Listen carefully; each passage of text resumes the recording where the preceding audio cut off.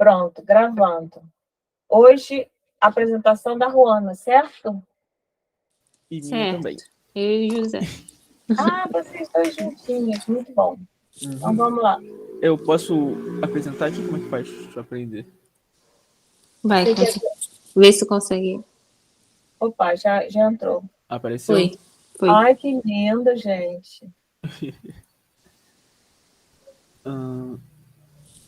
Tá, acho que foi, né? Tá aparecendo aí. Foi.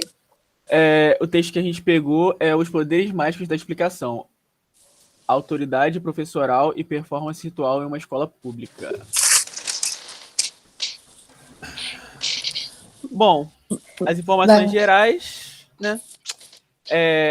O texto é uma dissertação de mestrado de Boris Maia, PPGA-UF. A pesquisa foi feita no ano de 2013 na escola CSS. É uma escola pública. A Ruana apontou que a pergunta norteadora, né, é de que maneira professores adquirem legitimidade e exercem autoridade durante as aulas. E também ele pega algumas partes ali do efeito do carisma, a relação de poder dentro da sala de aula, a importância da explicação dentro de algumas coisas. Bom, o artigo ele foi basicamente, como disse aí, né?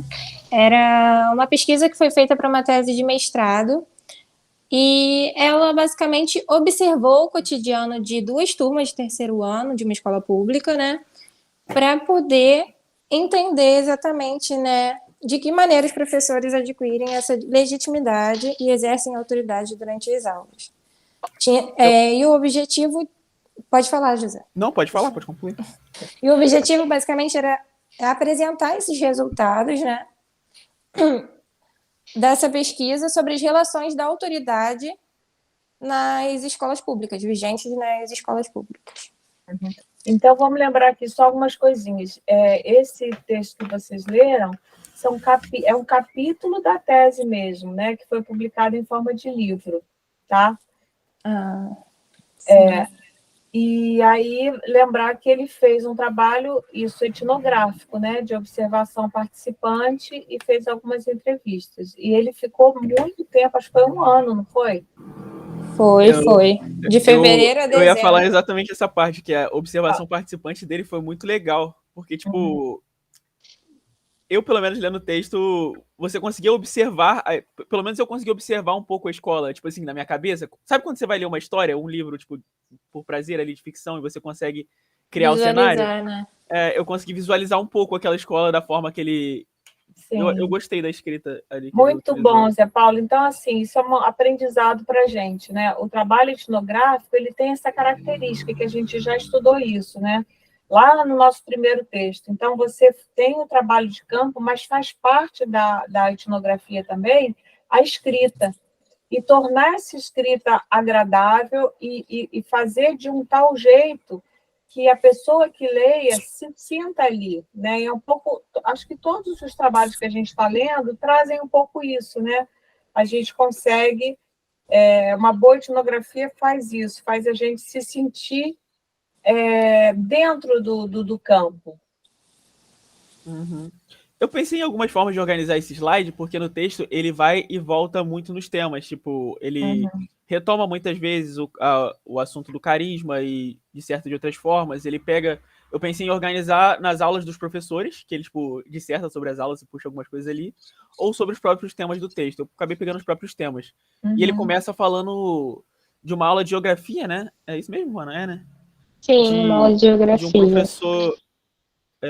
De um professor que os alunos consideravam chato.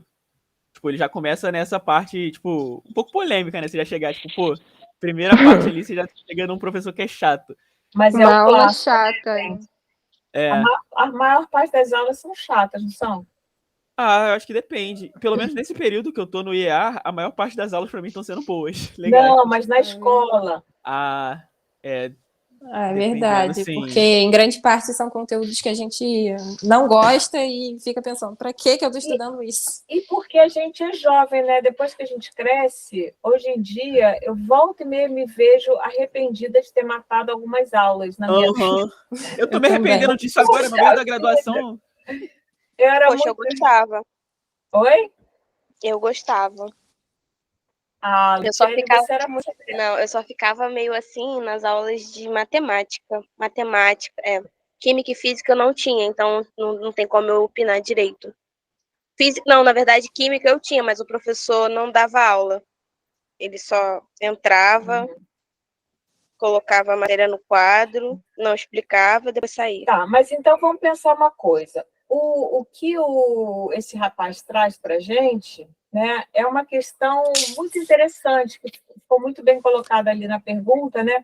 Como é que, vocês reparam isso, que uma aula, ela precisa construir, de alguma maneira, né, uma relação, sei lá, na psicanálise a gente chamaria isso de transferência, né, entre a turma e o professor. Tem que ter uma química ali, tem que ter uma química.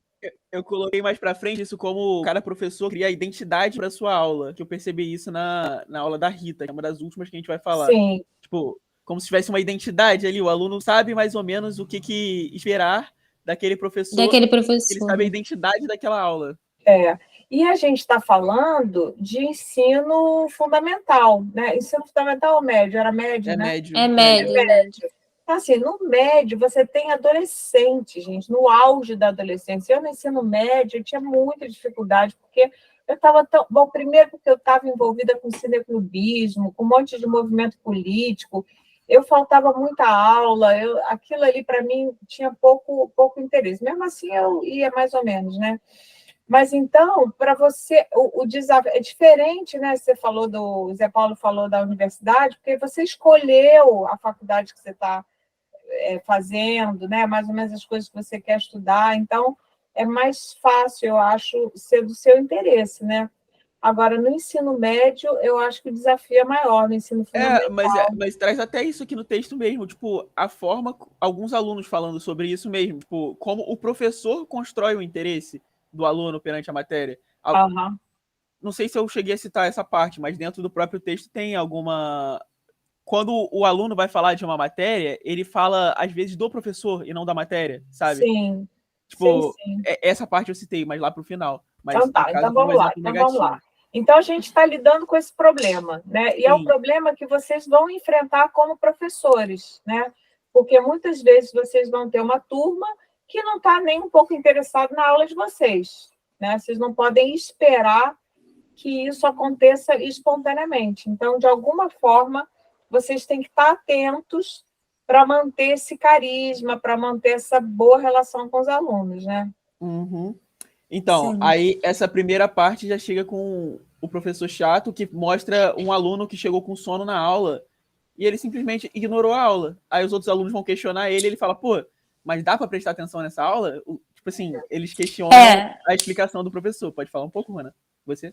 Nessa parte é mais sobre o Boris, que ele fala exatamente isso, né? Tipo, que ele estava cansado e ele não prestou muita atenção na aula. Aí os alunos perceberam que ele não estava prestando atenção na aula e falaram. O próprio antropólogo, né? Sim, Uhum. sim. E falaram com ele, né? Tipo, é impossível prestar atenção nessa aula. Essa aula é muito chata. E ele fala que nisso, até ele mesmo não consegue segurar o riso, né? porque ele vai começando a se interessar do porquê, o que seria uma boa aula, né? E o que seria uma aula ruim. E eles vão falando, né? E conforme isso, eles vão falando o que é a explicação. A forma que o professor explica faz com que eles considerem uma boa aula ou uma aula ruim. Até na parte, tem uma menina que fala exatamente isso, ele só chega, escreve no quadro, explica e vai embora, né? Aí tem outros que vão falando, parece que ele tira do Google, dá uma folha pra gente e é isso, essa é a aula dele. Eles mostram que, a partir disso, ela vai começando a enxergar a importância ele vai começando a enxergar, não sei porque eu cismei que Boris é ela, não ele, né? Mas enfim, ele vai começando a enxergar a explicação como tipo assim, é na explicação que eu tenho que prestar atenção e enxergar em como vai se dar essa performance professoral, né, e essa autoridade aí. E você falando sobre isso, me veio uma coisa que eu não pensei quando eu estava lendo, que aí os alunos eles já começam a questionar, não posso usar a palavra, tipo, não conhecimento do professor, mas tipo, o domínio que ele tem sobre o assunto. Uhum. Pô, já nessa Sim. parte os alunos começam a questionar, porque ele dá a folhinha e eles ficam, ele só pegou do Google, ele nem sabe explicar isso pra gente. Uhum. Sim. Então, olha só que interessante. Então, uma forma assim de conquistar a turma, digamos assim, né, tem a ver com a relação que o professor tem com o próprio conhecimento. Não é Sim, isso? isso é algo que eu penso Isso. muito e tá fora do texto, que é tipo, professores de matérias específicas deveriam ter pelo menos um pouco de pedagogia no currículo ali. Com Porque, certeza. pô, não faz sentido o cara só saber química, chegar lá e não Uhum. ter uma didática, não ter uma explicação. Vai ficar que nem esse professor anterior. Pode ser que ele fosse ótimo em geografia, mas os É, alunos questionam esse conhecimento dele porque ele não sabe como passar esse tem conhecimento. que ter as duas coisas, né? Porque às vezes também Aham. o cara só tem a didática, mas não tem conteúdo, né? Aí vira meio que uma enrolação, né? Exatamente. É verdade. Aí vai. Seguindo. Seguindo, agora são os tipos de carisma. No caso aqui, eu botei como exemplo, esse aqui seria um xamã e um sacerdote. Coloquei como exemplo geral. São os tipos de carisma que. É o Weber que cita, não é? No caso. Weber. Então, É olha só, a Weber. gente está tratando agora, vocês estão tratando de um jeito super lúdico, né, e bem-humorado, assim, uma teoria sociológica clássica que é do Weber, do Max Weber, né, Uhum. que é a questão do carisma que ele trata. Então, vamos lá, tem o carisma público, puro, Puro e tem o carisma E o carisma. rotinizado. rotinizado. Isso. Um ponto de convergência dos dois aqui, que ele explica no final, mas acho que eu já posso trazer no começo, que é o carisma seria transformar potência em eficácia. Tipo, vamos chegar nisso depois, mas acho que já dá para chegar nessa parte aqui no começo. O Sim. carisma puro, ele é rudimentar. Peraí, vamos parar um pouquinho aí. Esse conceito de eficácia é muito legal e muito caro para a antropologia, tá? Eu, por exemplo, estudei isso numa pesquisa que eu fiz sobre as cerimônias de formatura de pedagogia. E caiu a Eu parei sem querer, apresentação, desculpa. tá?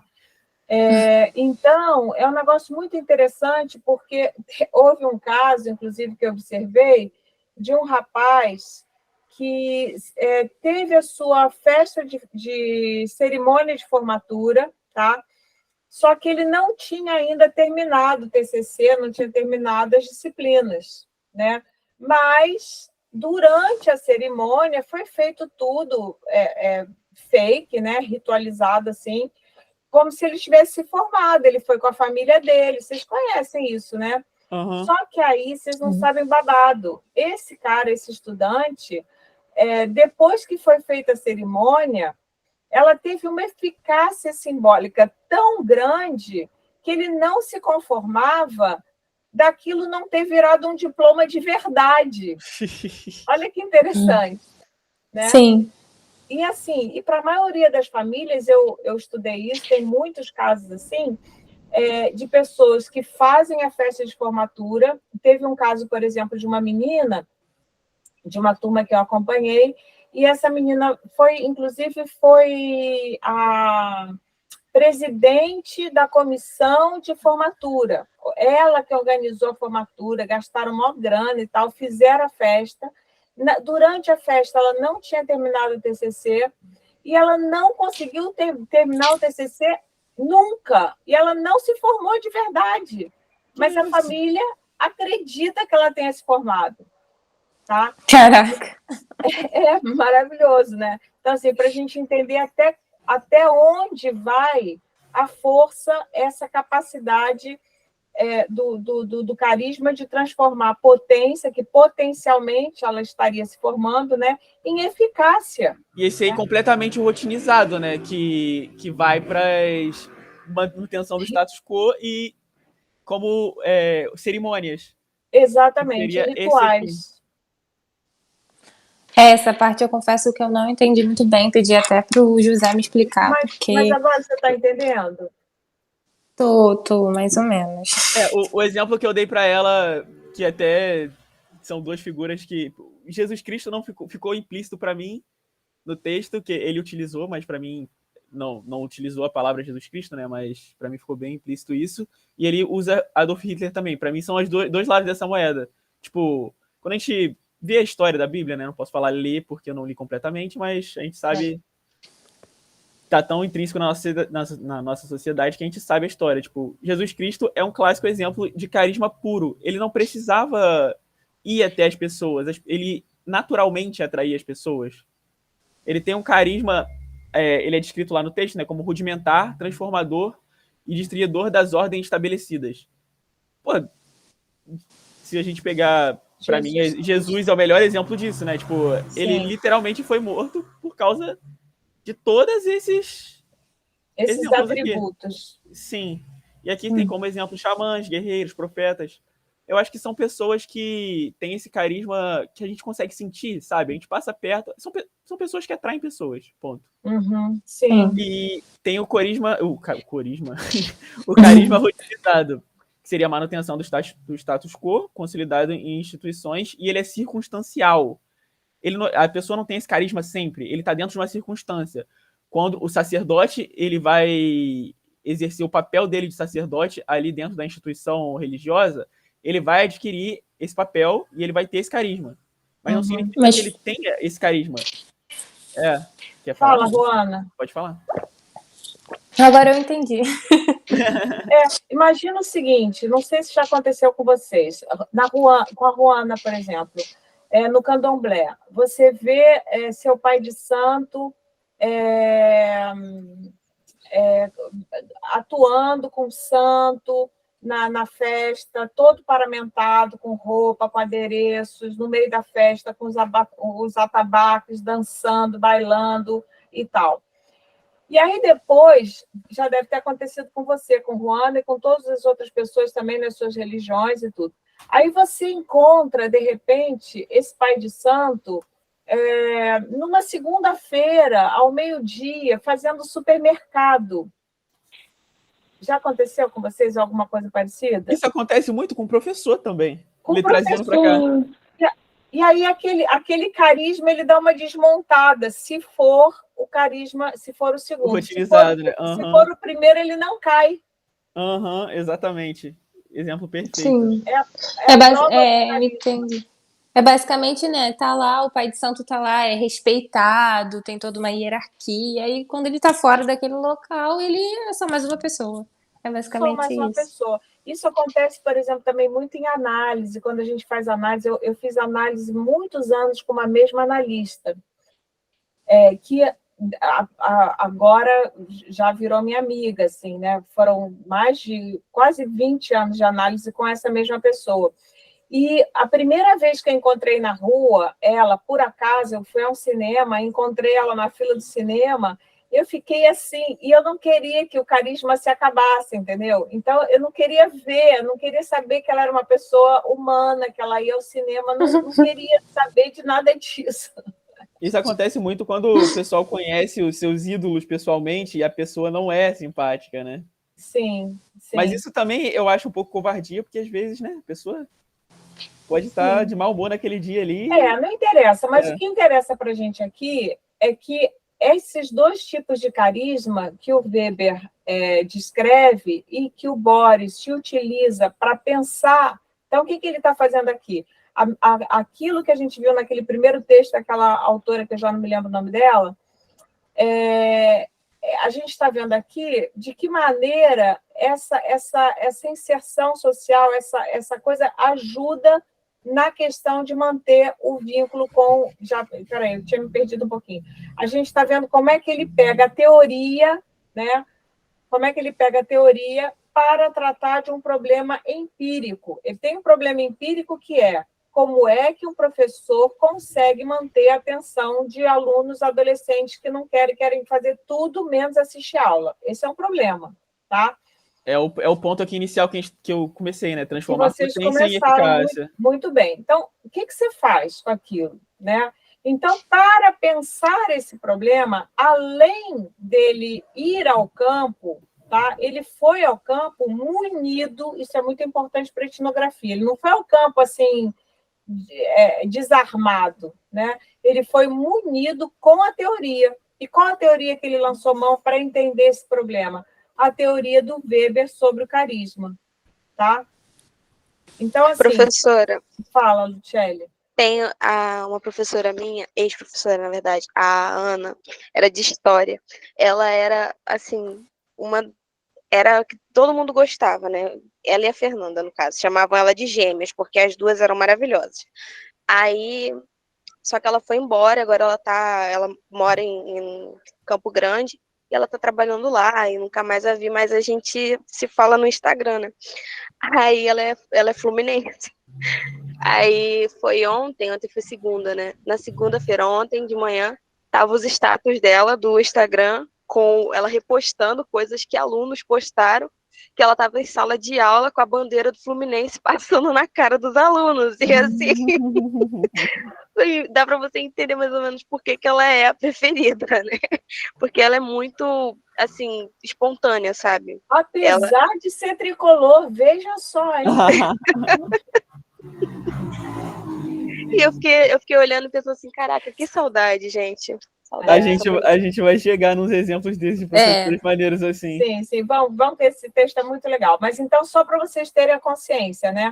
A gente vai a campo na etnografia, quando a gente lê uma etnografia, parece quase literatura, né? O texto é tão bem escrito, tão fluido, tão legal e tal, mas ali por trás o cara tem um embasamento teórico, né? Sim. Ok. Podemos prosseguir? Vamos. Essa parte é maneira também. Quer falar um pouquinho, Ana? Ou quer que eu siga? Posso falar? Deixa eu mexer aqui. Bom, ele traz sobre truques, dicas e macetes. Deixa eu só ler o que você... Bom, ele escreveu aqui que costumam ser transmitidos por meio da oralidade como uma tradição. Bom, é meio que ele traz o truques, dicas e macetes como uma forma do professor conseguir se fazer entender uma matéria, né? Como um caso, ele traz a química, física, matemática, que a gente precisa de fórmulas, e como facilitar esse aprendizado através de dicas, de truques, né? Aí ele traz até alguns exemplos de professores que vão trazendo umas dicas para que, enfim, seja de fácil aprendizado. Acho que é basicamente isso. Pode falar, José, que eu não sei se... Não, é isso mesmo. Tipo assim, eu botei ali que eles costumam ser transmitidos por meio da oralidade como uma tradição, porque não é algo que você vai encontrar nos livros didáticos. Por exemplo, sim. Eu, na minha aula de química, para aprender o PVNRT, era acho que era Pedro Viado, não rejeita tarado, alguma coisa assim. Que era o PVNRT. Isso você não vai achar num livro didático. Mas algo isso que aproxima, professor... né? Essas coisas aproximam o professor e aproximam os alunos do conhecimento. O professor faz essa mediação, né? E é uma cultura ali que ela é fluida. Tipo, cada professor vai adaptar do seu jeito. Pô, se ele achar Pedro Viado um negócio meio ofensivo, se tiver um Pedro na sala, na nossa a gente usava Pedro justamente porque tinha um Pedro, né? Mas o professor vai adaptando da forma que ele preferir. Que eu botei aqui incorporado por meio do professor. E os alunos, tipo, a gente consegue ver quando ele fala com os alunos que eles avaliam muito os professores, tipo assim, mesmo que de forma inconsciente. Eles avaliam a explicação do professor. E, tipo, quanto mais recursos ele utilizar para explicação, mais eles consideram como uma explicação boa. E essa parte dos truques e macetes, eles veem como algo muito positivo. E isso ajuda muito nos alunos que têm dificuldade de memorização, que é o meu caso. Nunca fui bom em memorização. Sempre aprendi a lógica das coisas, ou sei lá. Isso, as pessoas inteligentes memorizam pior, eu acho. Nossa, obrigada, Andréia. Agora eu me sinto muito feliz com essa afirmação. Eu acho isso. Às vezes eu fico pensando assim, tem umas coisas... Outro dia eu estava lembrando um troço. Às vezes eu lembro várias referências de livro e tudo, e faço associações que eu acho bem legais, assim, mas aí me falha o nome do autor, me falha... Aí eu fico pensando, que bom que eu não gastei minha memória do meu hardware aqui, para meu software, né? Gravando o nome, né? Eu preferi, né, para o mais difícil, gravar nome, a gente pergunta para o Google e resolve no instante, né? O ChatGPT. Agora, essas associações é que são mais preciosas, né? É porque a gente vai tentando procurar mais a lógica, o conteúdo, entender como funciona a estrutura do que gravar, né? Isso gasta muito mais memória, gente. Gasta muito mais memória. Então, a gente precisa liberar a nossa memória para esse uso que é muito mais nobre, né? Tá, aqui então a gente deu uma volta. Foi isso que eu falei no texto, que ele vai e volta um pouco. Aqui ele tinha entrado nos tipos de carisma, mas sendo que no começo ele já estava falando sobre a explicação e etc. Aqui a gente voltou um pouco para a parte da explicação, que não deixa de ter a ver com carisma, né? Mas foi e voltou um pouquinho. Ele fala aqui sobre os gêneros de carisma, que chega como, acho que foi a Lucelli que deu o exemplo lá da professora do Fluminense, que são carismas diferentes. Ele cita um primeiro professor, que eu botei o nome dele aqui, acho que eu botei mais pra frente só. Ele é um professor que ele é muito engraçado, meio boca suja, e chega muito naquela parte do carisma ali atrás, que é quebrar com as regras e extrapolar elas, que ela dá um exemplo de uma pessoa da Secretaria de Educação que interrompe a aula dele e, tipo assim, ele fica, tá, e quando a pessoa vai embora, ele dá uma gastada na pessoa, zoa a pessoa, e é, tipo, a turma adora, cai na gargalhada e, tipo, gosta, e ele, tipo, explica por que daquilo, né, pros alunos. Ele não faz só de maneira, tipo, irreverência idiota, não. Tipo, por que ele é contra... Ele se posiciona politicamente, né? Sim. E isso cria uma identidade com os alunos. Não é um robô que tá ali. O professor, ele tem ideais dele, tem as ideias dele, tem os defeitos dele. E aqui também fala como ele utiliza do humor, né, que é o principal dele, mas também faz uma alusão à sua masculinidade. Eu achei um pouco estranho isso, mas, tipo, eu entendi a forma com que o professor utilizou isso. Ele utilizou para dar sobre potência e incentivar os alunos a estudar, que vocês têm que manter-se estudando, senão, tipo, sua performance cai. Mas ok, essa é uma das formas de carisma dos professores. Pode falar.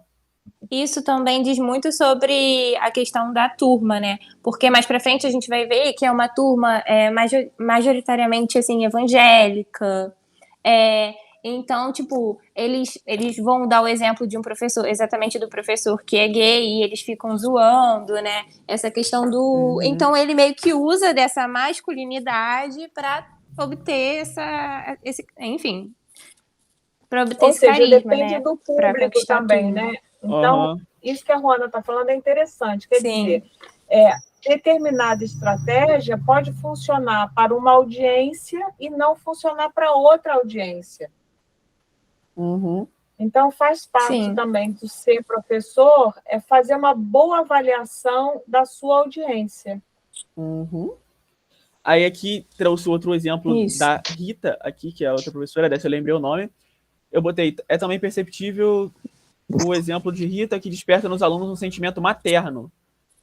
Eu botei aqui dominando, entre aspas, e cortado, porque eu não gosto muito dessa palavra, mas é basicamente o que se utiliza no texto. Dominando através do respeito e afetividade, sem levantar o tom de voz de maneira mais séria, despertando o sentimento de proteção. Então, tipo, é completo oposto do outro professor. Eles adoram o outro professor, mas ele é descontraído e faz piada e faz a galera rir, eles gostam dele.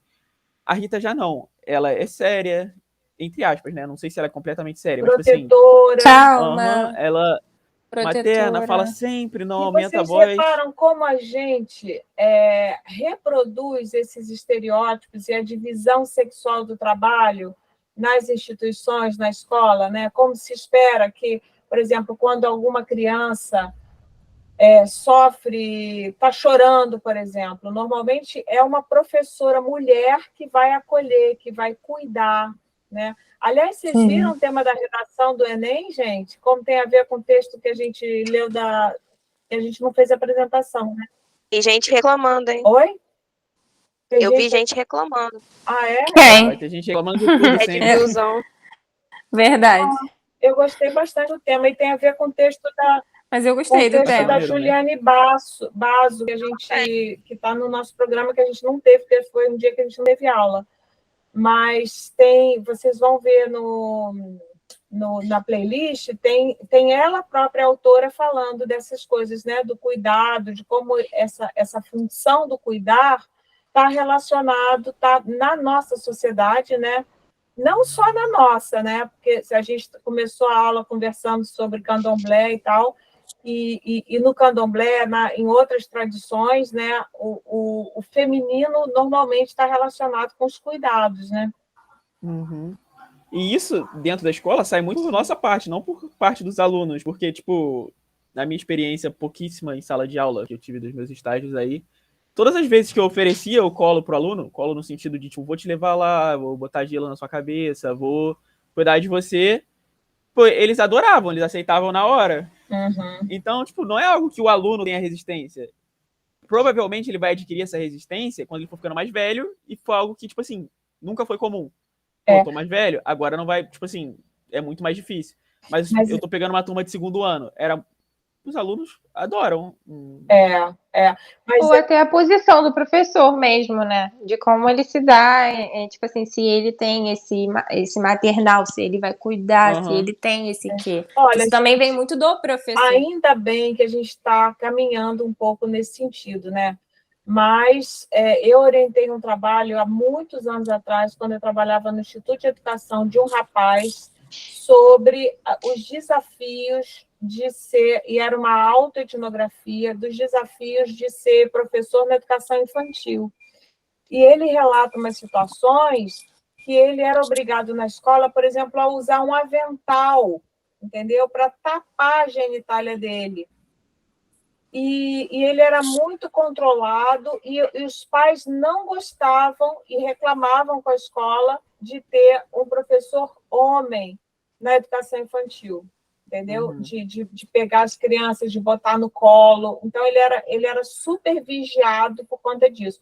Coisa que as mulheres podiam fazer naturalmente, né? Uhum. Então, a gente tem, assim, uma falofobia, eu estou chamando assim, entendeu? Tem pau, então é o perigo, socorro, né?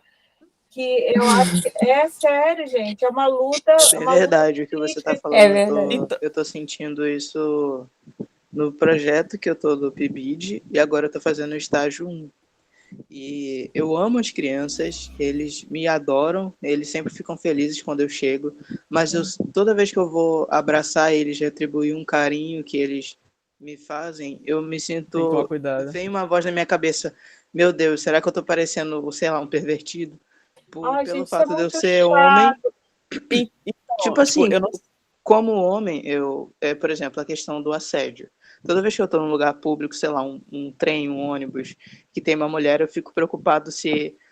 Eu tô parado quieto, mas eu tô preocupado se eu estou intimidando de alguma forma. Olha, Eu eu acho que fico tomando cuidado com... Os homens sofrem bastante também, a gente tem que tomar cuidado com isso.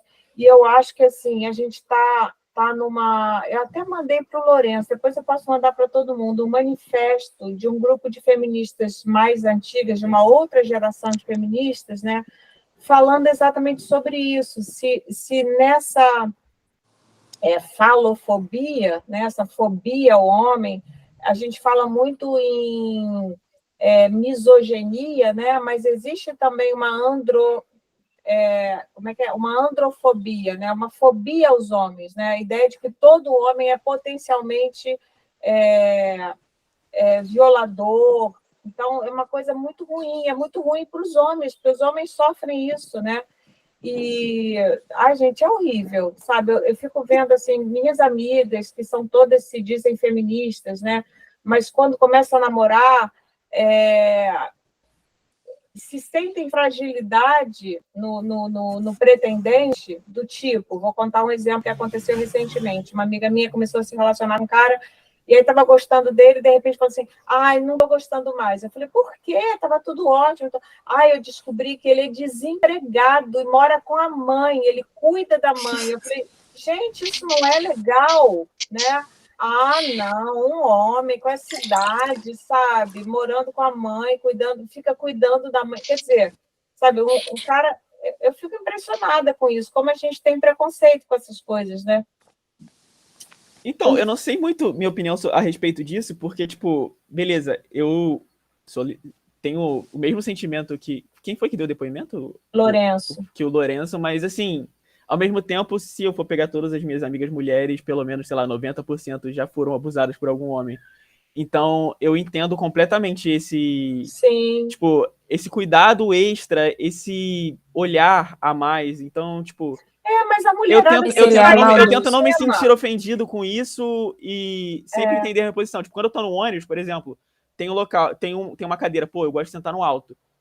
Mas a cadeira no alto, eu vou ter que sentar do lado de uma mulher, e a cadeira no baixo, eu posso sentar do lado de um homem, eu sozinho. Tipo, eu vou sentar lá do baixo. Tipo, não porque, sei lá, isso não vai ser diferença pra mim, mas eu posso estar causando diferença pra outra pessoa de maneira a deixar desconfortável.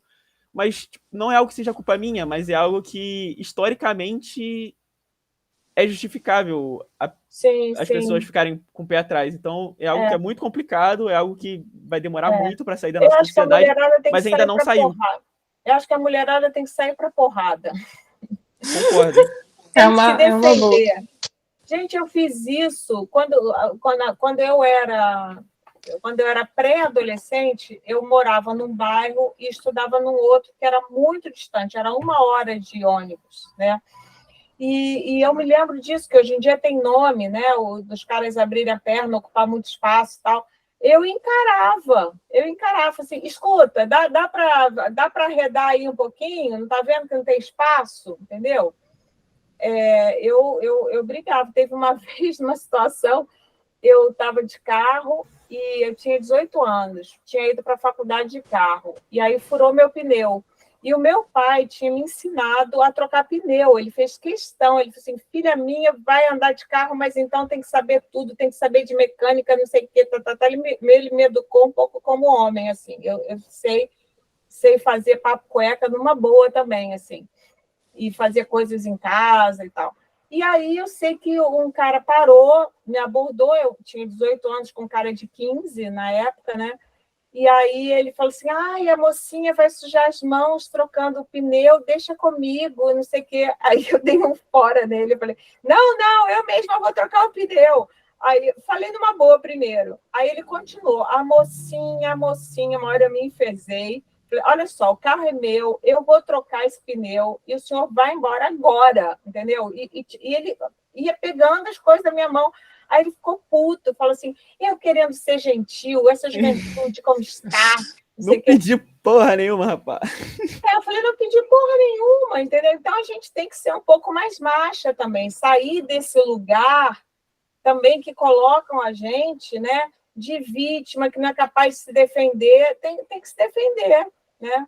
Enfim, Eu, mas tem eu, os acho, homens. eu, acho que isso, eu Professor. acho que isso vai mudar um pouco na sociedade atual, porque esse estereótipo de homem que sabe fazer tudo tá acabando bastante. Pelo É, menos eu e a boa parte dos meus amigos já na nossa cidade aqui não sabe muita coisa, não.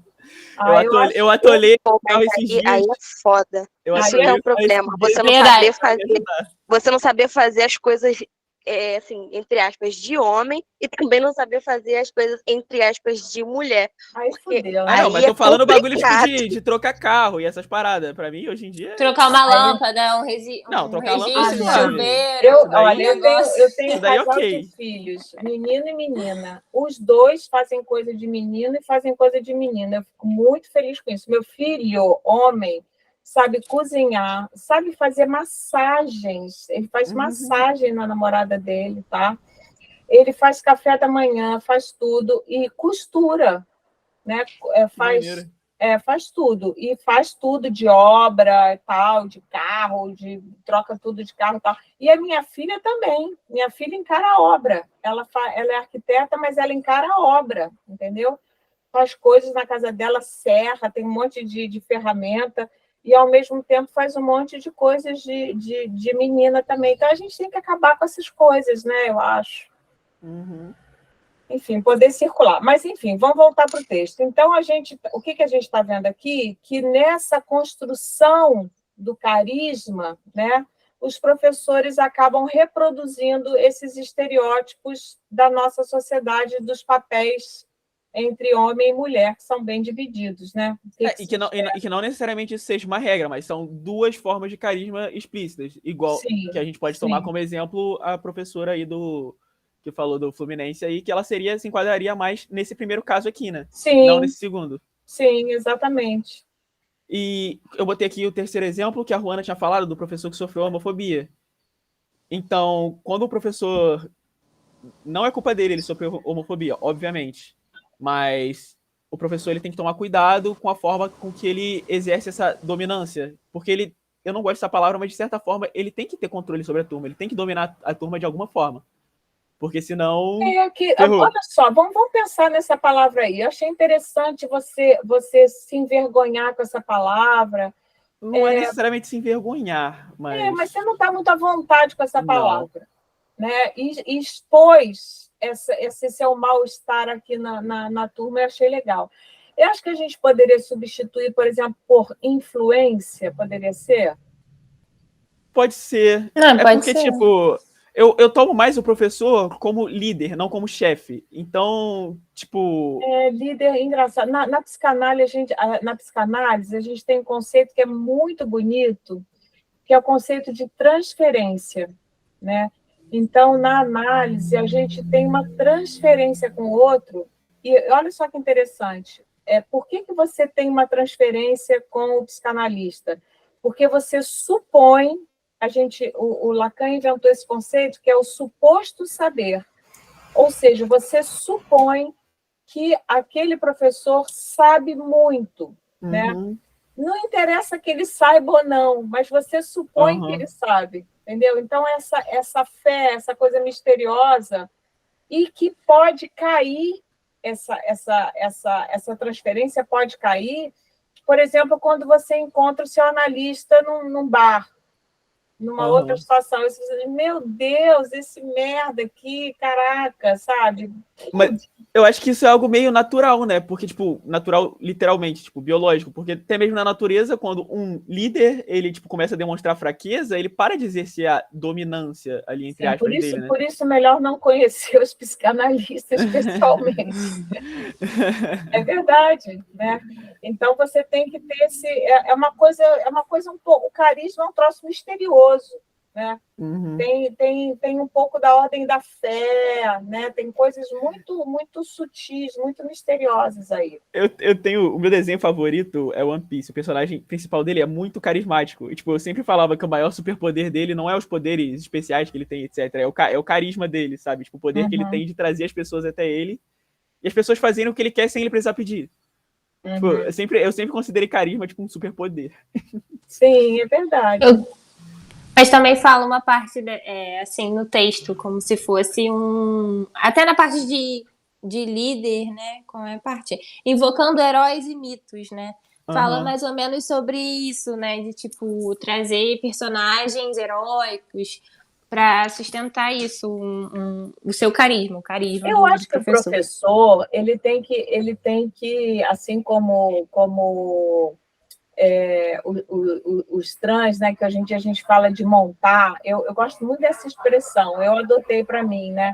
No fundo, a gente tem uma montagem, todos nós, né? Então, quando a gente se coloca no lugar de professor, você tem que se montar de alguma forma. E não precisa ser com maquiagem, mas tem alguma máscara, alguma coisa que você veste, entendeu? Para você... É um personagem. Né? Mesmo que você já tenha o carisma puro, você precisa de um filtro. Você precisa de um filtro, que é um pouco dos gestos, é um pouco da maneira da gente se colocar, né? Então, você tem que ter esses recursos. É o que a Ruana estava falando aí, essa parte dos heróis e mitos. Tipo, o professor que ele... Tipo, eles contam um relato em que ele perdeu a sua performance, perdeu o seu filtro, sua máscara, caiu e ele acabou agindo de uma forma que fez com que os alunos perdessem aquela sentimento de eu devo respeito a essa pessoa e preciso, tipo, da aprovação dela, tenho que respeitar. Ele perdeu de alguma forma isso durante a performance de professor dele, quando ele gritou de uma forma e utilizou uma frase que... Outro conceito importante que ele traz é o conceito da performatividade, né? Então, a gente tem uma performance. Por exemplo, Zé Paulo é mestre de RPG também, não é? Não. Não, é o Alejandro. Alejandro, isso. Alejandro. Então, quando você... Aí não adianta, porque acho que a maioria não conhece. Mas, enfim, para conheço, você... pode usar analogia se quiser. Então, é assim, eu escrevi um livro sobre isso, né? No meu primeiro mestrado foi sobre isso, sobre os jogos de RPG. Para você se impor como um mestre, né? Não basta você ter o livro do RPG, porque alguns mestres querem se impor porque não é suficiente. É necessário, mas não é suficiente. Você tem que ter um carisma, né? Você tem que fazer uma performance convincente, ou seja, uma performance que tenha um efeito simbólico. Uhum. Entendeu? Essa coisa do efeito simbólico é muito interessante. E esse exemplo é muito bom, porque não só ter o livro, mas você tem que ter conhecimento sobre o livro. Tipo, se o mestre tem que ter aquele conhecimento ali, não só ter ele na mão. Não, e tem que bancar uma aura, você tem que performatizar. Você pode até não saber muito. Mesmo que você erre com confiança. Exatamente. Você tem que convencer o seu público de que você é foda naquilo, né? Então, por exemplo, esses influencers é muito engraçado, gente, porque assim, eu tenho visto coisas agora com essa coisa do Parkinson, né? E tem muitos assim que se colocam, você vê, gente, o cara é especialista, né, em neurologia, depois você vai descobrir que o cara nasceu ontem, sabe? Tem, sei lá, 30 anos, não pode ser tudo aquilo que ele está falando. Essa parada de coaching aí, né? Os caras eles falam com tanta propriedade. Gente, todo influencer, como é que o influencer, o que ele está jogando? Com carisma, né? A maneira como ele performatiza aquilo. Ele vai lá e vende que ele é especialista nisso, especialista, sei lá, em sexo tântrico, em qualquer negócio que vocês falar aí, que emagreceu sozinho, sei lá quantos quilos, não sei o quê. E a pessoa compra aquilo, entendeu? Então, carisma é uma coisa assim que você performatiza, né? E você precisa que a sua audiência compre aquilo.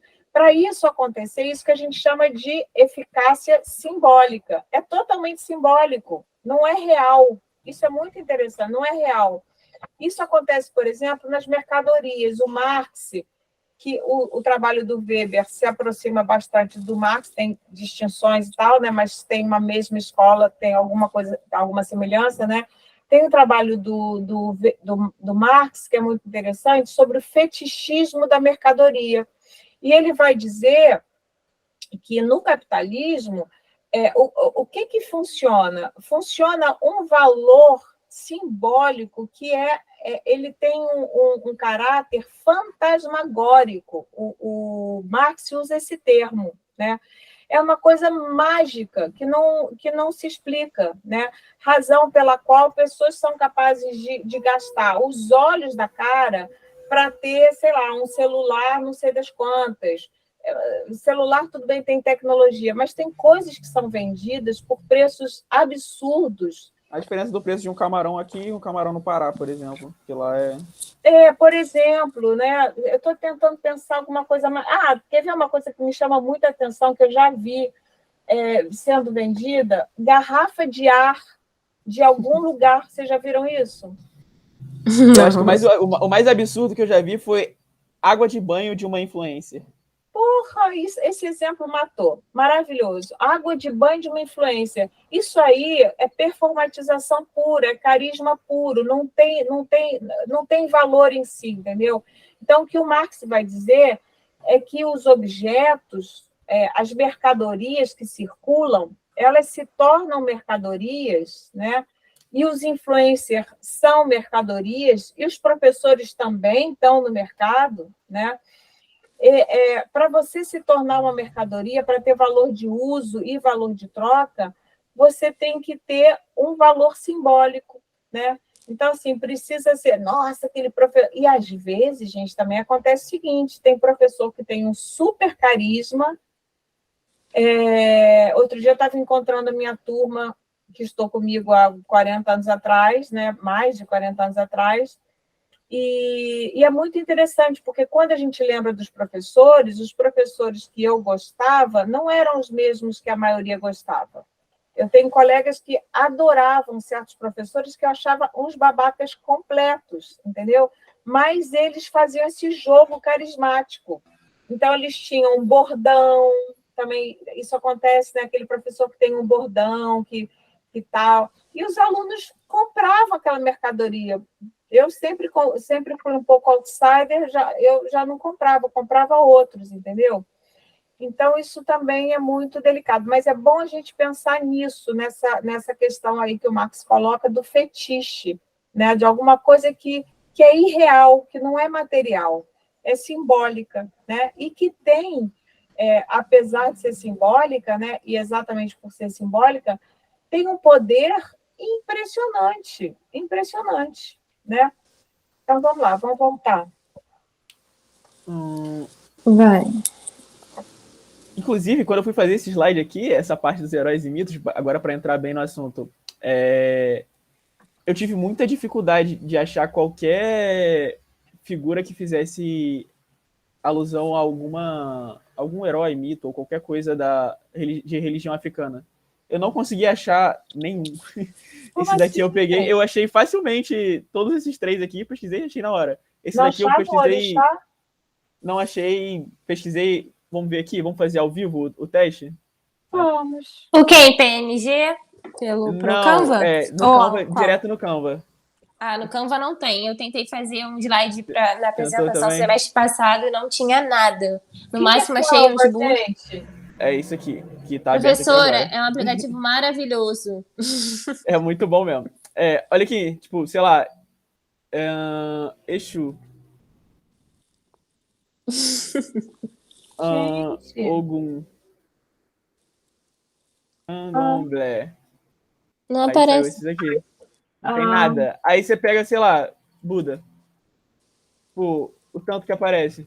Gente, que doideira. Mas o que é isso? Esse É porque isso aqui são um acervo de imagens que você tem para poder utilizar, que você compõe o seu slide. Uhum. Aí é um acervo gigantesco. Isso é um aplicativo para fazer slide? Não só slide, qualquer coisa. Qualquer coisa visual. Ah, você quer fazer uma arte para o Instagram, para o seu negócio, alguma coisa assim? Já tem ali, você pode ir alterando e colocando imagens. Uhum. É bom. Mas fica tudo igual, gente. Sei lá. Não, no caso, você Mas consegue interessante, personalizar. né? Porque a gente comprovou que só tem esse. Que coisa. Sim. Aí, tipo, a parte que eu ia chegar aqui é heróis e mitos, assim como os aspectos da masculinidade, o afeto materno podem ser potencializadores nas aulas. A utilização de figuras como heróis ou mitos também pode ser, desde que utilizada de maneira correta, benéfica, fazendo desvinculação da religiosidade e respeitando culturas, tomando novamente cuidado para que não ocorra dispersão da aula. Essa daqui eu redigi essa parte porque foi a parte que eu interpretei dessa forma, porque ele utilizou exemplos onde ele utilizava os professores utilizavam figuras de heróis e mitos para poder compor uma explicação, de maneira que eles performavam e isso beneficiava a explicação. Por exemplo, algumas alusões a amor e etc., que ele utilizava figuras religiosas e etc. A professora Rita, ela utilizava muitas frases bíblicas, mas sem a parte religiosa, ela utilizava mais como parte de filosofia de vida, amor, tipo... Como uma mensagem do dia. É, uma mensagem do dia pessoal. Aí um professor de filosofia, ele foi utilizar um movimento, não lembro, ele foi fazer alusão a uma parte de religião africana, afro-brasileira, no caso. E pode falar. Você pode ser melhor nessa parte. Peguei até uma parte aqui que dá para explicar melhor, né? Que... não, prossegue aí que eu depois finalizo, porque... Tá bom. Vai, prossegue. Aí ele tenta... E como a Ruana tinha falado mais cedo, é uma escola majoritariamente evangélica. E ele tentou utilizar isso de uma forma que ele não contextualizou muito bem, pelo menos na minha opinião, e os alunos acabaram botando o preconceito deles para fora de maneira que ele perdeu o controle da aula e a aula se dispersou de forma que ele não conseguiu retomar. Então, é isso. Pode falar, Rona. Então, basicamente, pode ser que tenha uma... que aconteça, né? Que funcione evocar heróis e mitos, né? esses personagens, mas pode ser que não funcione, como foi o caso dessa aula, né? Tem até uma parte aqui que é mais fácil eu ler. Invocar personagem. Então, essa ideia da efetividade, da potência e da efetividade tem a ver com isso, né? Pode ser efetivo ou não. Ou pode ser efetivo também para uns e não para outros também, né? Porque você não vai como é que é? Agradar gregos e troianos também. Mas assim, tipo, a forma que eu quis colocar é que, caso não seja efetivo, ela não pode ser um fator de dispersão ou catalisador de algo negativo. Sim. E até porque tem a ver com o fato da escola ser evangélica, né? Da maioria dos alunos serem evangélicos. Então, eles vão interpretar de uma forma, vão levar para outro lugar e pode ser que surja aí, né, o fato do preconceito, de fazer apologia a outra religião. É um respeito à audiência, né? Então, você tem que ter essa empatia também com o público, né? Ou pode ser até uma porta de entrada para dialogar com eles sobre outras religiões, né? Essa parte que eu acho... Pode falar. Não, era isso. Você essa viu parte que eu achei mais interessante preconceito... mesmo. Levar para esse lado. Porque ele só perdeu o controle da sala, ele não trouxe a discussão do preconceito deles. Tipo, ele foi tentar explicar uma coisa, ele viu que ocorreu uma intolerância religiosa e ele não interveio no momento. E porque é um assunto, tipo, se acontece um caso de racismo, um caso de homofobia na aula, você tem que intervir e direcionar para aquilo ali, independente de qual seja a matéria. Então... E não se deixar perder a mão, né? Simplesmente, ficou por isso mesmo, virou o caos e acabou. E sabendo, gente, que vocês vão ser professores e esses mal passos vão acontecer também, entendeu? E tudo bem também, a gente não acerta sempre. A questão é como é que a gente lida com isso, né? Sim. Não dá para acertar 100%, isso é que é questão. Isso é um problema da profissão docente, também de outras profissões. Um médico também precisa ter carisma, né? Um psicanalista precisa ter carisma, enfim, várias profissões precisam. Mas eu acredito que essa completude, né? Essa ideia engraçado, eu sempre achei que esses professores que têm muito carisma, 100% de carisma, em geral, eu já tenho um pouco de antipatia. É uma coisa, sério. Assim, muito good vibes. Não sei, acho um pouco de abuso, um pouco... Não sei explicar, realmente não sei explicar, mas eu acho... não acho muito verdadeiro, entendeu? Eu acho que a coisa do humano passa por essas diferenças, né? E às vezes o cara não está bem, sei lá, não é tão feliz, né?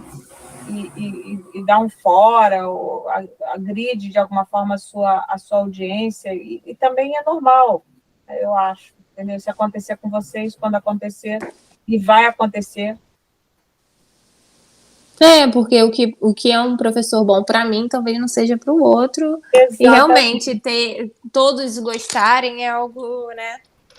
O que será que ele faz, né? Tipo, ele não confronta todos. É até suspeito, né? Mas, na minha opinião, o que a gente não pode perder a mão é nessa parte aqui, de conseguir, respeitar. Independente se a gente está sendo bom ou não para todos, a gente tem que conseguir levar nesse lado aqui, de conseguir respeitar as diferenças ali. Ter isso como meta, né? Mas às vezes vão ter coisas que vão escapar, gente, que a gente não se dá conta, né? Então você faz alguma gafe, alguma coisa assim que você não tem consciência, você não pode controlar tudo também, você é humano, né?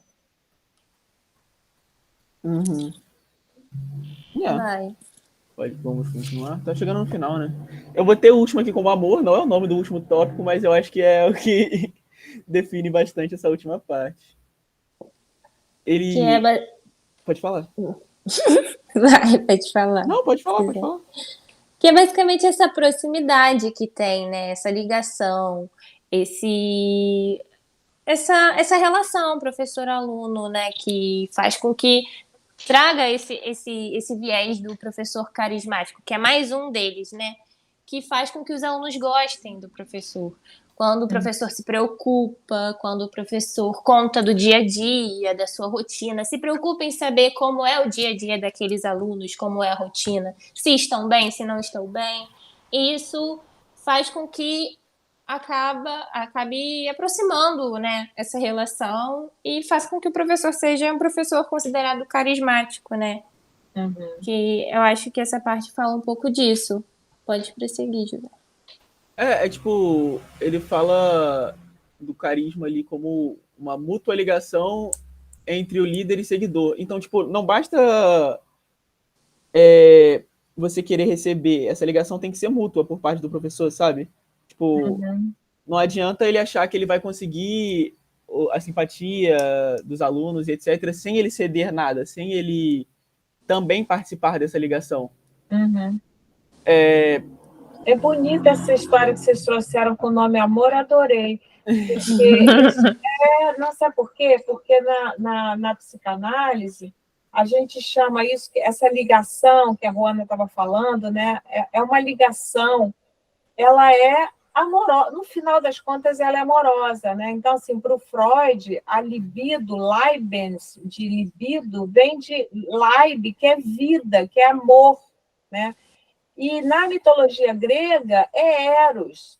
E na mitologia africana é Exu, né? Que é aquele que faz a ligação. Exu, não é isso, Ana? Que faz ele é o comunicador, né? Ele que traz essa mensagem, que leva a mensagem. Ele é o intermédio. Né? É o intermédio. Quando a gente começou conversando assim, um pouco de religião, né? E quando eu fui tentar fazer a primeira comunhão, eu já contei isso para vocês algumas vezes, né? Que acabei brigando com a professora de catequese. Porque eu estava muito interessada em saber o que eu tinha me convertido totalmente a Jesus Cristo, adorado e tal. E aí, mas eu não estava entendendo o que era o Espírito Santo. Né? E eu fiquei perseguindo esse negócio desde os 10 anos de idade até hoje, né? E aí, estudando mitologia grega, com Junito Brandão, que foi meu professor, um mitólogo muito importante, né? Eu entendi que o Espírito Santo é Eros, é amor, né? Amor, o Espírito Santo é amor, é o que liga, é o que quer fazer aproximar. A guerra é o contrário do amor, né? Então, o Eros é aquilo que aproxima, e Exu é aquilo que aproxima, né? E é essa ligação, e aí depois eu fiquei, enfim, depois estudando Freud, né, o Freud diz que a transferência, no caso entre paciente e psicanalista, é uma transferência de amor, né? A gente repete, a gente ama o psicanalista de alguma forma, né? Então, a gente repete todo o adoecimento da gente, é um problema amoroso, em última análise, né? E aí, quando vocês estavam falando da ligação, eu me lembro quando eu estudava química na escola, eu pensava nisso também, né? A ligação, as ligações, aquelas ligações covalentes, ligação dativa, lembra desse negócio? A química, que eu acho lindo aquilo. É você, por exemplo, um átomo compartilhar com o outro uma órbita, né? Alguns elétrons que você compartilha, que tem um espaço que é entre um e o outro. E esse espaço entre interessa muito, né? Porque o professor nunca vai ser o aluno, ele está num outro lugar, né? Mas tem que ter essa mágica no meio, e é nesse entre que o Espírito do Santo funciona e que o Exu funciona, né? Sim. E que a força de ligação, como é que a gente chama em química? Energia de ligação. Lembram disso? Quem Sim. lembra da energia? Não lembro, não. Pra caramba isso, né? Lembro das ligações iônicas, mas isso aí não. Não lembra nada disso? Eu gostei da filosofia que você trouxe aí de química. Olha, Tu imagina. Candomblé, psicanálise e cristianismo, né? Mas, no fundo, é tudo a mesma... E a prova dos 9, eu acho, no final das contas, é ter um denominador comum mesmo, né? Porque a experiência humana é singular, mas tem uma coisa que é comum a todos. Então, essa energia de ligação, ela tem que ser mútua, né? E é um contrato. Por exemplo, na literatura, vou trazer um outro elemento aqui. Na literatura, a gente fala de pacto ficcional, que é uma ideia muito bonita, isso. Então, quando você está lendo um livro, por exemplo, do Gabriel Garcia Marques, né? E aí você está lendo 100 Anos de Solidão. Aí, lá pelas tantas, é uma literatura fantástica, né? E aí ele fala de um personagem que carrega os ossos de toda a família nas costas. Para mim, assim, é óbvio que isso não é verdade, né? Mas o leitor, ele tem que comprar aquilo. Está entendendo isso? Então, isso ele chama de acordo ficcional. Você faz aquele acordo que é como assim, quando a gente é criança e brinca, a gente dá aquela piscadinha de olho assim, aí eu era o dragão, tá bom? E você era São Jorge, por exemplo, sei lá o que tem um acordo ali. Esse acordo acontece esse entre é muito importante. O que a gente faz com esse entre? É aí que está o que joga o amor, né? Essa coisa mágica do Espírito Santo, do Exu. Eu achei interessante isso aí que você falou do Espírito Santo e do Exu, porque, tipo, quando eu assisti a peça que eu falei pra vocês da Cabaça da Criação, eu fiquei, tipo, muito encantado por Exu, porque ele era o mais humano ali. E, tipo, eu acredito que amor seja um sentimento humano, não divino. Tipo, é algo nosso. E se essa conexão for feita, igual você falou, pelo Espírito Santo, achei interessante essa filosofia. Porque, e tipo, sabe por quê? Se você olhar o Antigo Testamento, eu não vejo nada de amor naquilo ali, não. Mas, tipo, pra mim, Cristo traz o amor ali como definição. Não sei, nunca li, eu sou muito ignorante nisso. Mas eu penso assim, que é humano, o que tem de humano? Por que o amor é um sentimento humano, né? Porque a gente é mortal. Já pensou nisso? A gente não é inteiro, a gente precisa do outro, né? Então, se a gente fosse átomos, nós não somos átomos que têm as órbitas completas, né? A gente tem uma falta. Essa falta é que cria espaço para as ligações acontecerem, né? Porque se eu não tenho falta nenhuma, se eu sou completamente autossuficiente, como é que vai ter ligação? Aí a gente vai, por exemplo, uma coisa que está sendo muito estudada hoje em dia, até na educação, né? Que é a questão do autismo, né? O autismo, o que a gente tem? A gente tem uma pessoa que ela se encapsula, né?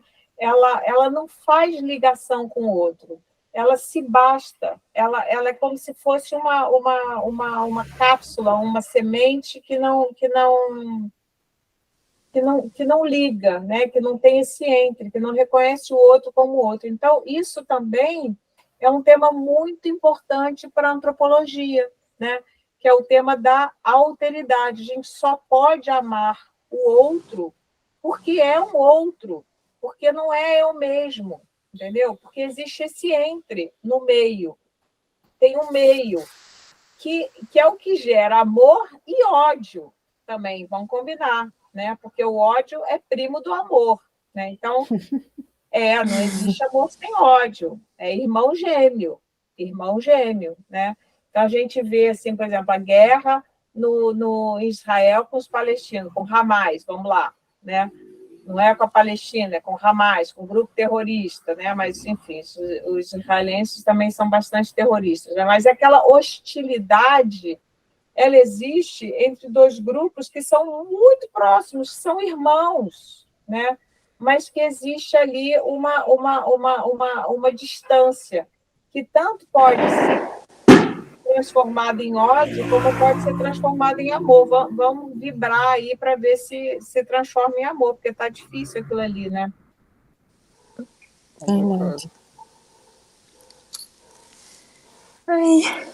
Bom, vamos continuar? Bora. Vai, bora. Então, voltando, essa mútua ligação entre o líder e o seguidor, tipo, através desse carisma, faz com que seja uma submissão meio que espontânea. Tipo, ele fala, o Weber fala em submissão, acho que autorizada, alguma coisa assim. Dessa forma aí. Tipo, dá para entender mais ou menos isso aí, né? Não lembro qual foi a palavra exata que usou, mas nesse estilo. Acho que, Pode falar. acho que ela usou espontânea mesmo, mas acho que foi, mas vai, segue aí. Então, que seria, no caso, uma forma ideal, né? Aí eu coloquei aqui admiração versus compromisso. Aqui, aí eu coloquei o exemplo desse professor aqui, que ele foi um professor que os alunos gostaram. Tipo assim, gostaram da explicação dele, gostaram do professor, porém, ele era um professor que ele não tinha compromisso necessariamente com a turma, ele faltava muito. E isso fez com que os alunos, tipo, criassem completo desinteresse. Uhum. Então, eu acho que tem uma ligação muito forte da admiração com o compromisso. Tipo, Sim. o aluno vai admirar o professor se o professor for um professor, tipo, brabo ali. Porém, se ele vê que o professor não tem essa ligação, não tem essa troca, não tem ligação mesmo, acho que é a melhor palavra. Sim. Esse compromisso de estar ali, não adianta ele ser o mais foda possível, dar a melhor aula possível, que ele não vai criar esse vínculo com os alunos. Uhum. Não vai ter essa admiração. Aí eu coloquei aqui o caso da Vilma, Ronaldo e José Cláudio. A Vilma é parecida com o José Cláudio. Ela não vai na escola também. Porém, os alunos continuam adorando ela. Por que ela não vai na escola?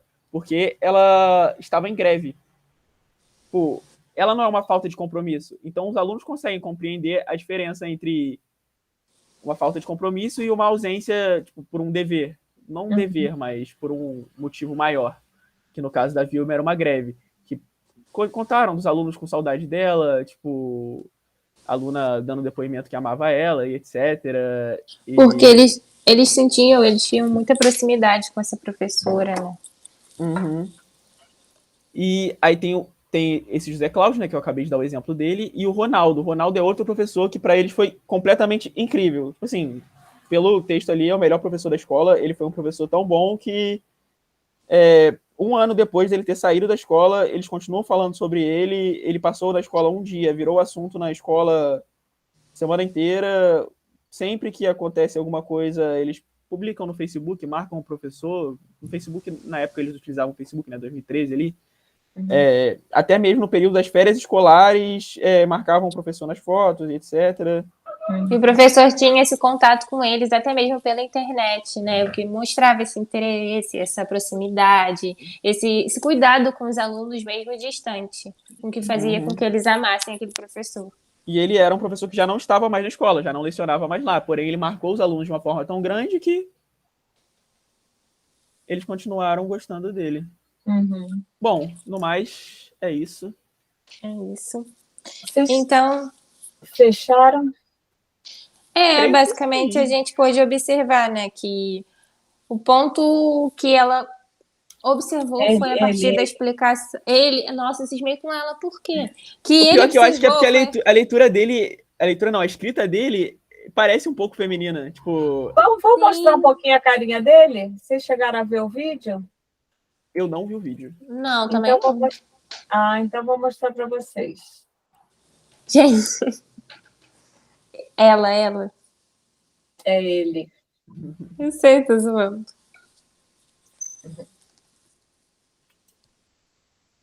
O Boris foi convidado a participar da minha aula, já tem um tempinho. Periferias e Na época do favelas. garotinho? Janeiro. Oi? Na época do garotinho? Não, 2008. Peraí, vamos ver como é que ele fala. Então, esse é o autor, é o Boris. Essa questão dos conflitos escolares, né? Como esses conflitos ocorriam na escola e como eles são tratados. Estão ouvindo? Tá baixinho, né? E na época eu escolhi, por exemplo, analisar mais as aulas de ensino religioso, porque no Rio de Janeiro, na época, você tinha uma lei, na verdade você tem ainda, né, uma lei estadual que tornou, mas na época estava um momento de implementação dessa lei, que a lei que tornou o ensino religioso obrigatório e confessional nas escolas do Rio. Teoricamente, você deveria ter um professor para cada... um professor exatamente, um professor de católico, um professor evangélico, um professor umbandista, etc. Né? Evidentemente que não funcionou assim na prática, mas isso...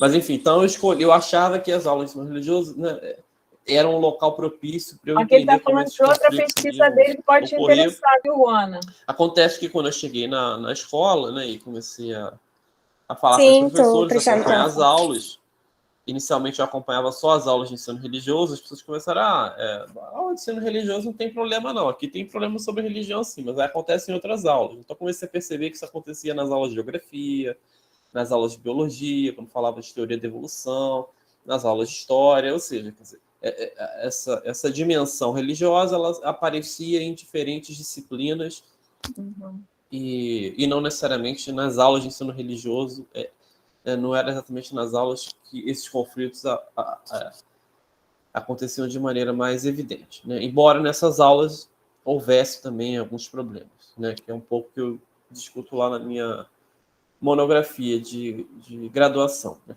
Quer dizer, então foi assim que, digamos assim, o universo da escola entrou para mim como um objeto empírico importante, né? E essa minha presença, né? Eu naquele momento escolhi uma escola pública, né, para acompanhar as aulas, assim como eu fiz também nessa dissertação de mestrado, nesse trabalho que a gente vai conversar mais sobre ele aqui. Então, quando eu fui para essa escola, assim, me chamou muito a atenção essa questão justamente da indisciplina, né? E dessa dificuldade dos professores lidarem com a turma, os conflitos se envolvendo na direção da escola, porque eu até estudei numa escola pública, mas eu estudei no Pedro II, né, que é uma escola pública, digamos, federal, né, e que, digamos, ela tem é um pouco diferente das escolas públicas estaduais, né, o contexto. E então assim, a dinâmica, sobretudo a dinâmica da sala de aula, para mim, foi muito impressionante, assim, porque então eu comecei a pensar, né, como que eu poderia falar sobre isso, e porque era para mim um universo que mereceria ser descrito, né? E me chamava muita atenção essa questão dos conflitos, sobretudo dentro da sala de aula, entre professores e alunos. A dificuldade que muitos professores tinham de, como eles diziam, né, manter o controle das turmas. E também a forma como os alunos lidavam com os professores, fazendo brincadeiras, fazendo uma série de... Provações até, né? Exatamente, provação seria digamos assim, um termo que eu encontraria depois, né? Então eu comecei a me interessar por isso, e aí nessa dissertação Mas você, desculpa te interromper, mas aí você fez o trabalho que fazia parte do projeto de pesquisa da sua professora e deixou esse objeto para o seu mestrado. Isso foi a graduação, no mestrado não, no mestrado eu já fui lidar com... Eu estava interessado... Quer dizer, você construiu o seu objeto do mestrado na graduação. Você construiu o objeto, mas só desenvolveu ele no mestrado. E Exato. O seu TCC foi o objeto que era o objeto mesmo da questão da intolerância religiosa. Isso, exatamente. Tá, mas então, outra coisa importante para vocês verem, né? Que um objeto ele é construído, ele não está dado, né? Então, no caso do Boris, né, nessa primeira experiência dele da graduação, esse objeto tinha sido construído dentro do grupo de pesquisa, né, com a coordenadora do grupo de pesquisa, ele meio que herdou já esse objeto pronto, mas lá no campo, isso é muito legal da gente pensar, né? No campo, às vezes, a gente tem até um projeto pronto e surge outra coisa, né? Isso acontece. Então, o interesse dele foi para outro lugar e aí ele foi desenvolver isso no mestrado. Beleza. Exatamente. E aí vou destacar mais um pouco sobre isso, né? Bom, acho que a gente fica por aqui. Gente, eu mandei para vocês... Vocês não estão indo na plataforma, né? Oi, gente. Não. Pois mas assim, tem a plataforma e no próprio programa, em cada dia, eu boto um link, né? E no canal do YouTube, na playlist, vocês vão ter playlist Antropologia e Educação, vão ter esses vídeos, todos estão lá, tá? Então, muito legal vocês aproveitarem também esse material, porque na maioria deles tem os autores falando dos seus próprios trabalhos, que é uma coisa bem bacana da gente ter e raro, né? Então, legal, assim, a Juana leu pensando que era uma mulher, Boris, né? Sabe lá por que ela pensou que era mulher, o José Paulo já justificou, né, que sentiu que era apesar dele ser homem, tem alguma coisa na escrita dele que pareceu feminina, para os dois, parece, né? Então, a oportunidade de a gente ver o autor por ele mesmo é muito bacana, tá? A gente não vai agora ver, porque vocês, sei lá, ficam dispersos, né? Mas depois, se vocês quiserem, eu aconselho muito, tá? São 2 horas, mas vai pulando, vai vendo, né? E ele vai explicando o seu próprio trabalho, tá bom? O que mais? Vamos ver, sim, qual é a pergunta, né? Da semana. Deixa eu ver aqui. Olha, a pergunta é assim: como o autor relaciona o conceito de eficácia simbólica, que a gente falou bastante hoje, às performances rituais de diferentes professores em uma escola pública? É isso aqui que a gente botou como proposta de reflexão de vocês, tá? E aí, eu vou aproveitar e comentar, a gente começou falando um pouquinho com a Ruana, do trabalho dela, e alguns de vocês também fazem isso, né? Eu sei que o aluno também tem muita preocupação em ter uma eficácia, né? E a eficácia de alguma forma, atingir aquilo que o professor quer, né? Tentar adivinhar o que o professor quer. E, às vezes, vocês acabam perdendo um pouco de autenticidade, entendeu? Então, uma coisa que eu tento estimular muito nos alunos é essa audácia, né? Digamos assim, de pensar por si próprio, né? Que é uma função, um atributo caracteristicamente humano, né? Que a gente está perdendo, a gente está abrindo mão, né? Então, assim, esse medo do ChatGPT, da inteligência artificial, eu não tenho o menor medo da inteligência artificial, né? Eu acho que ela pode me servir, mas ela não vai me substituir nunca, desde que eu não abra mão da minha humanidade. O que é a humanidade da gente? É a gente aceitar nossa incompletude e nossos erros, né? Então, pensar requer o risco de errar. Não tem como a gente não se proteger desse risco. Quando a gente se protege muito do risco de errar, a gente acaba abrindo mão do pensamento, porque o pensamento ele é tentativa e erro, ele é cair no erro, faz parte, tá? Então, quando vocês forem elaborar o texto de vocês, lembrando que vocês têm que dialogar com o texto do Boris, né? Vão ter que selecionar 3 trechos do capítulo do livro dele para montar a argumentação de vocês. Pensem um pouco na estrutura de uma redação de Enem, né? Agora a gente acabou de ver aí o lance do Enem e tal, então tem que ter uma introdução, né? Nessa introdução você tem que fazer referência à pergunta que foi feita, né? Você pode não trazer a pergunta, mas no parágrafo introdutório trazer essa questão, né? Então, por exemplo, nesse texto vamos tratar de como o conceito de eficácia simbólica está relacionado às performances rituais de diferentes trabalhos no trabalho do Boris, né? Digamos, um primeiro parágrafo. Um segundo parágrafo. Estou dando aqui o roteiro de como desenvolver a questão, né? Um segundo parágrafo, vocês têm que fazer um mini resumo do trabalho do Boris, né?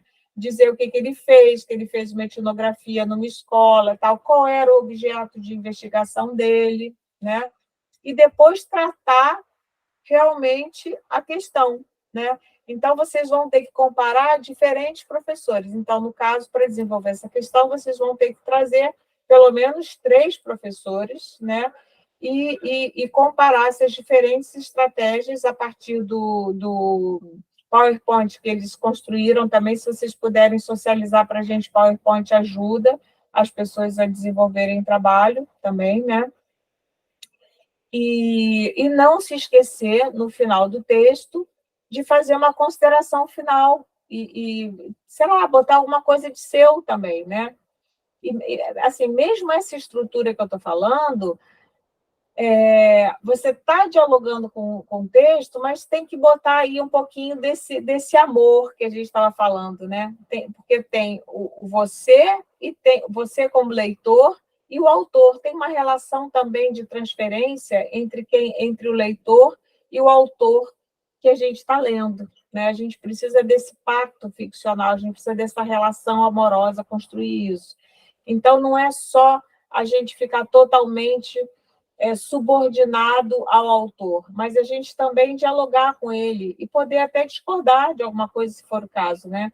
Mas a maneira que vocês vão construir o texto, ela é criação de vocês. Não abram mão disso, né? Procurem fazer isso, tá bom, gente? Alguma dúvida em relação ao texto, algum comentário, alguma dúvida em relação a como fazer o trabalho? Eu tenho uma. Boa tarde. Boa tarde, Raíssa. Eu cheguei atrasada, mas cheguei. Eu queria perguntar sobre a resenha que a gente tem que fazer. Eu vi que você respondeu lá no e-mail. Ela era para ser feita individual? Eu jurava que era... Não, é individual. É individual. Então, você pode fazer, um membro do grupo pode fazer uma resenha, o outro pode fazer um plano de aula, por exemplo, né? Por exemplo, o Zé Paulo, eu acho que foi responsável por fazer o PowerPoint. Então, o Zé Paulo pode transformar esse PowerPoint num fichamento, por exemplo, do texto, né? E aí a Ruana faz uma resenha, de preferência que os dois sejam diferentes, né? Para não ficar... isso é um trabalho individual. Tá bom? Entendi. É que eu Tá bom. Então é isso, gente. Mais a resposta da pergunta, né? Mais a resposta da pergunta, tá? Então, vocês têm que fazer a resposta da pergunta do texto que vocês apresentaram e mais 2, né? De textos que vocês não apresentaram. Então, vocês, ao todo, na disciplina, vão ter que realmente ler 3 textos. Só 3, que são poucos, né? Acho eu, né? Menos que isso também não dá, né, gente? E os outros vocês podem assistir só as apresentações para ter uma ideia e tal, né? E, além disso, fazer um seminário e uma resenha. Uma resenha, ou pode ser resenha, ou plano de aula, ou fichamento, tá? Tem essas 3 possibilidades para apresentar esse trabalho individual. Tudo bem, gente? Mais alguma dúvida? Muito obrigada pela apresentação de vocês, estava muito legal, parabéns. Palmas. Obrigada, professora. Então, a resenha a gente pode entregar até hoje à noite? Pode ser. Eu estou atrasadíssima com vocês. Eu estava atrasada mais de um mês, agora estou atrasada, acho que 2 semanas, então já estou melhor. Mas para eu entender, essa resenha do texto é individual, né? É individual. Tá. Aí, no caso, se eu fizer a resenha, ele tem que fazer outro modelo, seja um fichamento, um plano de aula, alguma coisa assim. É o ideal. Assim, eu, se fosse o José Paulo, pegaria o PowerPoint e transformava no fichamento. Sim, tá bom, sim. Provavelmente faria isso mesmo. Porque já está pronto, entendeu? Já foi feito o serviço, né? Tá bom, gente? Ok. Então, bom, e Ruana pode tentar buscar pelo nome do autor para ver se você acha. Eu acho que ele fez UF. Acho que ele fez UF, o Boris, a graduação. E aí você tenta achar o TCC dele no repositório, que foi sobre intolerância religiosa. Sim, vou dar uma olhada. Pode te ajudar também, tá bom? Tá bom. Então, muito bem, gente. Brigadinha. Até a semana que vem. Até, obrigada. Beijo. Tchau, até semana que vem, Tchau. professor.